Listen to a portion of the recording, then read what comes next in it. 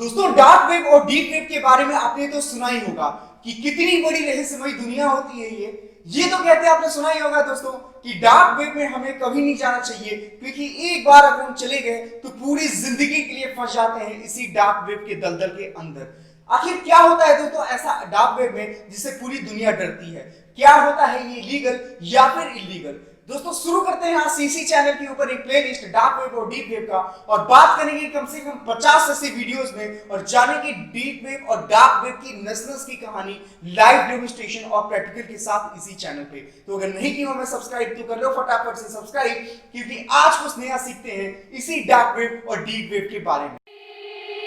They said, don't fall, don't forget all the things you've been taught, you've been told, don't blink.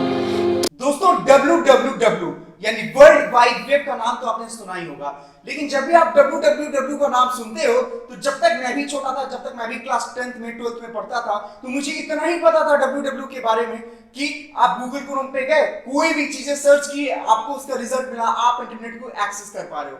लेकिन असल बात अगर दोस्तों आपको बताऊं तो www को 3 कैटेगरीज में बांटा गया है, जिसमें सबसे पहला आता है www के अंदर सरफेस वेब। सरफेस वेब दोस्तों पूरे वेब का यानी पूरे वेबसाइट की दुनिया का मात्र 4% होता है जिसे हम और आप यूज करते हैं।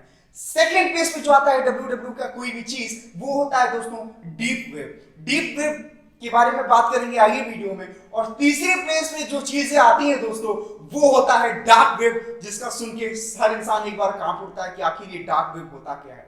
तो आपको तो पता चल ही गया होगा कि www 3 पार्ट्स में बटा है, surface web, deep web, dark web. अब एक एक करके बात शुरू करते हैं दोस्तों इन्हीं वेबसाइट्स के बारे में।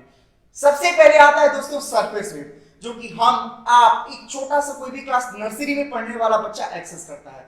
सपोज हमारे आया ऑनलाइन क्लासेस ज्वाइन करने के लिए एक लिंक हमारे स्कूल से, हमने किया उसे लिंक अपने क्रोम में खोला और वो चीज गूगल मीट के थ्रू या जो भी चलने लगा। या फिर हमें कुछ सर्च करना है दोस्तों, हम गए क्रोम के ऊपर, बहुत अधिक गए ओपेरा मिनी के ऊपर, उससे भी ऊपर गए यूसी ब्राउजर के ऊपर और कर लिया हमने अपनी चीजों को सर्च। दोस्तों ये तो एक कैटेगरी होगी सरफेस वेब के बारे में। सरफेस वेब पूरे वेब का मात्र 4% होता है दोस्तों। सेकेंड प्लेस पे जो चीज आती है दोस्तों, वो होता है हमारा डीप वेब, जो कि यूज करते हैं बैंक्स, लाइफ इंश्योरेंस वाले और जितनी भी ऐसी पर्सनल चीजें होती हैं जिसका एक्सेस आपको डायरेक्ट इंटरनेट में नहीं मिल सकता। इसका मतलब ये है दोस्तों, थोड़ा सा इसे करीब से समझते हैं, मे बी आपके लिए टफ हो सकता है। दोस्तों आप सोचेंगे कि बैंक का एक्सटेंशन तो मिल ही जाता है हमारे क्रोम के ऊपर। मैं आपसे बोलूंगा दोस्तों, जब तक आप उसे एक यूनिक आईडी पासवर्ड से लॉगिन नहीं करते हो, तब तक बैंक की चीजें बहुत ज्यादा होती हैं सिक्योर। सपोज आपने कराया कोई मेडिकल चेकअप और आपके बॉडी का कोई छोटा सा पार्ट गया मुंबई टेस्टिंग के लिए, और वो रिजल्ट आपको देखना है कि क्या मैं अभी भी पॉजिटिव हूं या फिर हो गया हूं मैं नेगेटिव। तो वो चीजें होती है बहुत ज्यादा प्राइवेट, उसके लिए मिलता है आपको एक यूनिक आईडी और पासवर्ड जिसके थ्रू आप एक्सेस कर सकते हो। डायरेक्ट गूगल पे आप एक्सेस नहीं कर सकते। सेम यही आपके बैंक में होता है दोस्तों कि जब भी आप अपने बैंक से कनेक्ट करना चाहते हो तो बैंक के लिए आपको अपने यूजर आईडी और पासवर्ड से लॉगिन करना पड़ता है, या फिर जितने कॉलेजेस होते हैं वो यूज करते हैं ईआरपी, जिसमें आपको अगर अपना अटेंडेंस या फीस डिटेल देखना तो आपको लॉगिन करना पड़ता है। ये सारी पूरी की पूरी कहानी आती है दोस्तों इसी डीप वेब के अंदर। यानी सरफेस वेब मात्र 4%, डीप वेब एक ऐसा सिक्योर साइट जो कि बैंक, मेडिकल फैसिलिटीज वाले और बहुत हाई इंस्टीट्यूशन इसको यूज करते हैं। और फाइनली दुनिया आती है दोस्तों डार्क वेब की, जिसको सुन के हर एक इंसान कांप उठता है, जो सुन के एक बार इंसान के अंदर ये इच्छा आती है कि काश एक बार मैं भी ट्राई करता इसी डार्क वेब की दुनिया को, लेकिन हम डर जाते हैं, हम उसे नहीं छूते हैं। डार्क वेब जनरली होता क्या है दोस्तों, ध्यान से समझिए मेरी बात को। गूगल पे आपकी कोई भी चीज सेफ नहीं है। मैं इवन दोस्तों यहाँ पे खड़ा होकर बात तक आपसे कर रहा हूँ, वीडियोस तक बना रहा हूँ, ये भी गूगल को पता है। मैं जिससे चैट करता हूं, मैं जिससे दिन रात फोन पे बात करता हूं, मैं क्या करता हूं, मैं क्या सर्च नहीं करता हूं, ये सभी चीजें गूगल को पता होती हैं। क्यों? क्योंकि मेरा वीपीएन, मेरा आईपी एड्रेस गूगल जानता है। दोस्तों डार्क वेब की सबसे बड़ी खासियत ये होती है कि उस पे आईपी यानी इंटरनेट प्रोटोकॉल हर पल चेंज होता रहता है, हर पल चेंज होता रहता है। कोई भी वेबसाइट इस पे फिक्स नहीं होती है। दोस्तों ये तो हो गई पहली चीज कि उसका वीपीएन चेंज होता रहता है।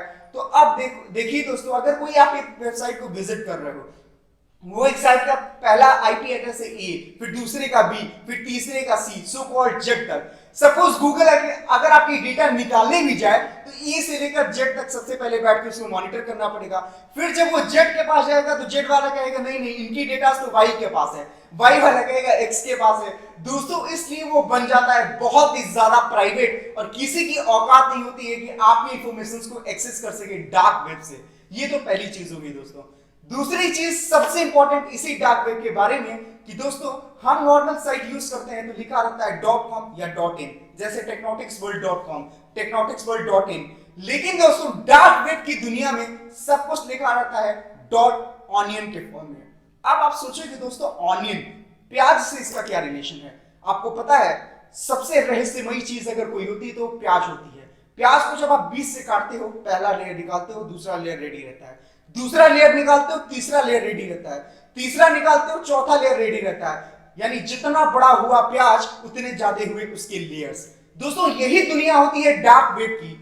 एक लेयर को आप अगर ब्रेक करोगे दूसरा लेयर आपके सामने खड़ा है, दूसरे को ब्रेक करोगे तीसरा लेयर आपके सामने खड़ा है। इसलिए वहां पे आपके डेटा को निकालना बहुत ज्यादा मुश्किल हो जाता है। इसीलिए दोस्तों गवर्नमेंट ने तो इसे लीगल बनाया है, गवर्नमेंट ने डार्क वेब को लीगल बनाया है कि हाँ आप कोई भी इसे एक्सेस कर सकता है। मैं आप एक 10 साल का बच्चा भी डार्क वेब को एक्सेस कर सकता है। लेकिन दोस्तों चूंकि एक ऑनियन की तरह आप इसमें फंसते जाते हो, आपकी डेटा इसमें फंसती जाती है, ये बहुत ज्यादा रहस्यमयी होता है। इसलिए कोई भी आपको रिकमेंड नहीं करता कि आप डार्क वेब के चक्कर में पड़ो। दूसरी चीज दोस्तों, डार्क वेब में आपको क्यों कहा जाता है कि बहुत ज्यादा सतर्क होके जाओ? क्यों? क्योंकि क्या पता आप डार्क वेब एक्सेस करने गए और वहां पे सब ऐसे लोग होते हैं जिनका दिमाग फिरा होता है, क्या पता वो आप ही की डेटा को उठा के हैक कर दे और आप ही की बैंक अकाउंट का सारा पैसा निकालें और आपके कंप्यूटर में सिस्टम में कोई ऐसा चीज इंस्टॉल कर दे जो आपके लिए हो हार्मफुल।